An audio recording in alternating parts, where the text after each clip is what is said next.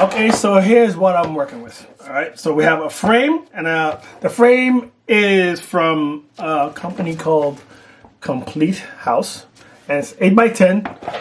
And this is a format frame, and I love these frames, and these are the frames I use for my regular glass art because they don't have the borders around it, so you get to see more of the artwork. So this is actually going to be used for the background. Hello, there's my camera in there.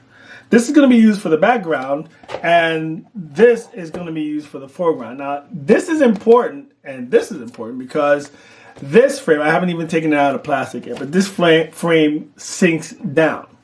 So what I mean by sinks down, if you can see this, well, it's white, so you can't see, but once you take out the backing, it sinks down. And that's what's gonna create the 3D effect, because basically the front graphic is gonna be on this, and then the background graphic painting is gonna be on this, and then I'm just gonna.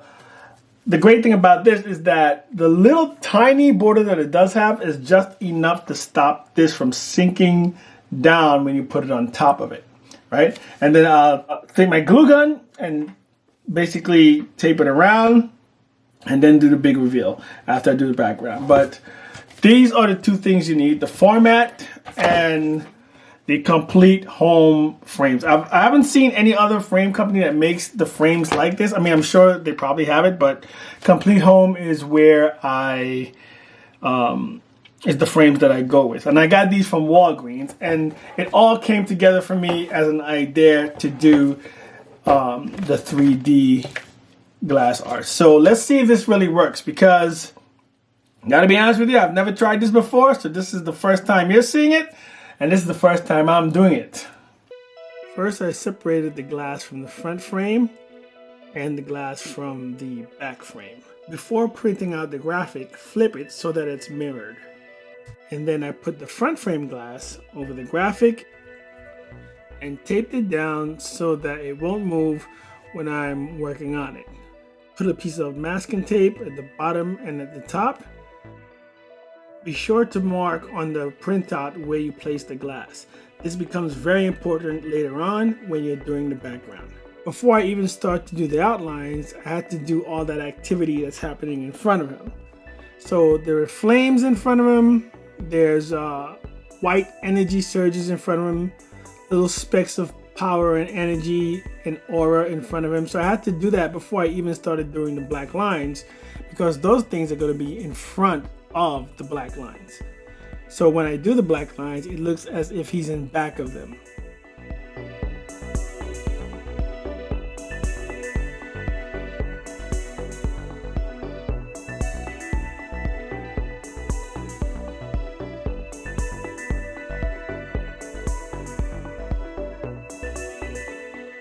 For the foreground of the painting, I will be using Testor's enamel paints. It's a constant process of thinking before doing, so you don't end up making the wrong decision about what goes where and the painting ends up looking weird. Now comes the line work, which I do with an IdentoPen. Now, I did this with the thin side of the IdentoPen because of all the detail on Goku, and the simple fact that the lines on him are actually very thin. I recommend, if you are going to do this, to use the IdentoPen.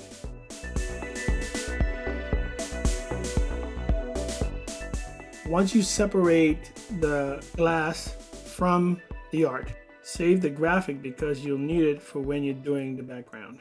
Because the thin point on the IdentoPen is not as opaque as the thick point, I had to double down on the lines so that they become opaque enough to survive when I'm painting over them.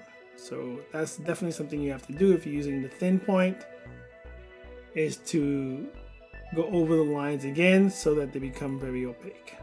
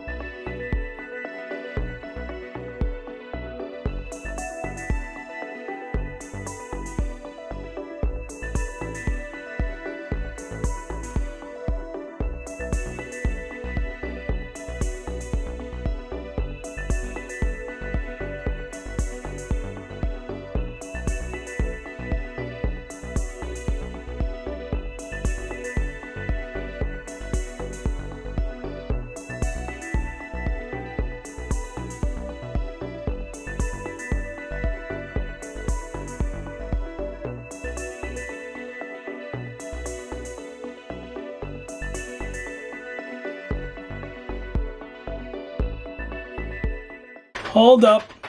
It's usually at this point where I do the big reveal at the end of the video, and you guys are awed, and I end the video. But this is a 3D attempt, or it's an attempt at a 3D glass art. So the first part is just the beginning, which is, of course, the front of the 3D art. Now I have to do the background.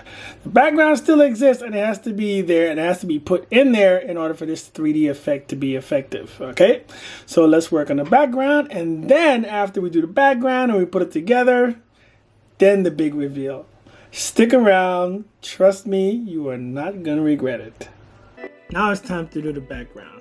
And this is where the marks that I told you about, the place in the beginning, becomes very important, because you have to put the background glass in the same exact spot that you put the foreground glass. I'm enlisting the aid of my airbrush here to smooth out the aura and energy surges in the background. Very important to remember that you are painting the background in the same flipped direction that you painted the foreground. It's basically as if you're painting the background in front of the foreground. It has to be done that way because the background has to feel like it exists. So whatever doesn't exist in the picture, you have to make up. So that's why there's a lot of white behind Goku. Side note, for the background, I'm only using acrylic paints. Enamel paints does not work well with airbrushes.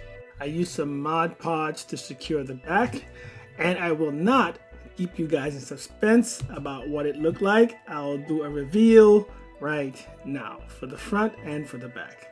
So without further ado, this is what the front looks like. And oh wow, that looks pretty good. Wow, nice if I do say so myself.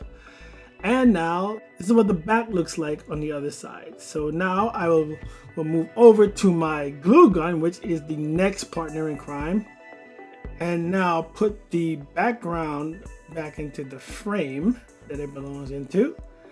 And I'll take my glue gun and secure the side tips or the edges of that background flame in that frame.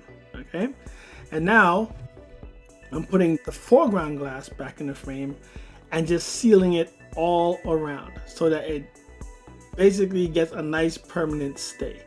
So I'm using the glue gun to seal all sides, all edges, make sure it's not going anywhere.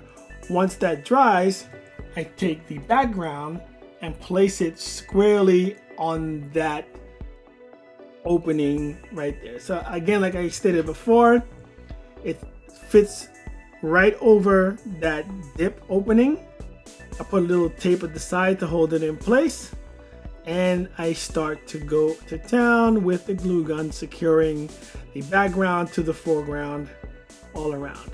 And for extra secure, I do a zigzag gluing just to make it extra secure, because you can never be too secure.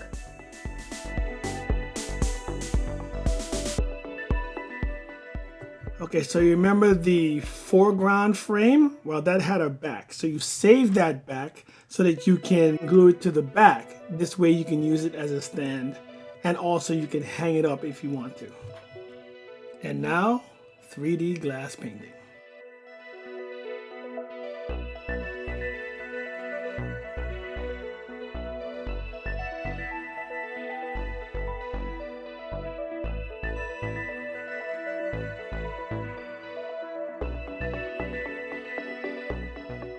So tell me what you think, guys. Did I pull it off? Is it a great effect, or did I fail miserably? Let me know what you think in the comments below. And if this is your first time viewing my channel, please do not forget to subscribe and punch that notification bell so you know when I'm on here doing these really interesting and crazy attack on glass art or any art altogether. Thank you for watching. This is Draw Ninja Casey saying I'll see you next time.